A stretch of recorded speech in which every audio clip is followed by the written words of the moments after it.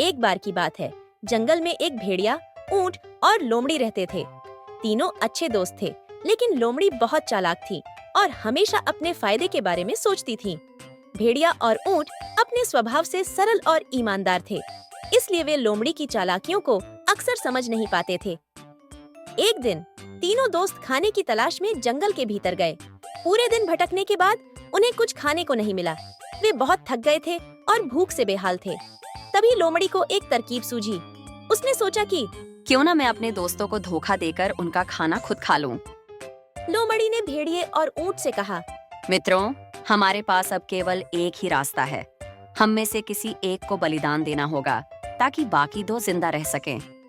भेड़िया और ऊंट ने इस बात पर विचार किया और समझदारी से कहा, अगर यही एकमात्र रास्ता है तो हमें पहले देखना चाहिए कि किस में सबसे ज्यादा ताकत है और किसका बलिदान सबसे कम नुकसानदायक होगा। लोमड़ी ने चालाकी से कहा, मैं तो छोटी और कमजोर हूँ, मेरा बलिदान कोई फायदा नहीं देगा। ऊंट बहुत बड़ा और मजबूत है, उसका बलिदान सबसे अधिक फायदा देगा। ऊंट को यह बात समझ नहीं आई और वह सोच में पड़ गया। लेकिन भेड़िया, जो अब तक लोमड़ी की चालाकी से अनजान था, उसकी बात से सहमत हो गया। जैसे ही ऊंट ने बलिदान देने के लिए सहमति दी, लोमड़ी ने तुरंत उसे खाने की योजना बना ली।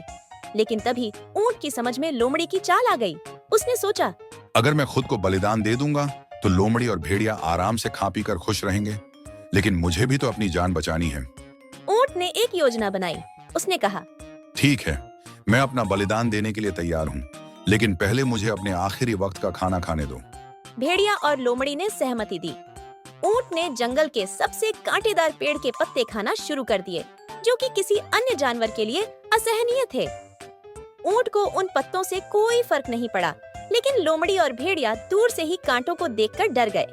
जब ऊंट ने अपना खाना खत्म किया, तो वह बिना किसी डर के बोला, अब मैं तैयार हूँ, लेकिन पहले तुम दोनों को भी कुछ खाना चाहिए ताकि तुम मेरी ताकत से मुकाबला कर सको। भेड़िया और लोमड़ी को समझ में आ गया कि ऊंट की ताकत से जीतना उनके बस की बात नहीं है। दोनों ने ऊंट का बलिदान लेने का विचार छोड़ दिया और माफी मांगते हुए वहां से चले गए। नैतिक शिक्षा: चालाकी और स्वार्थ के सामने हमेशा समझदारी और धैर्य से काम लेना चाहिए। कोई भी परिस्थिति हो, अपनी ताकत और बुद्धिमानी से आप किसी भी कठिनाई का सामना कर सकते हैं।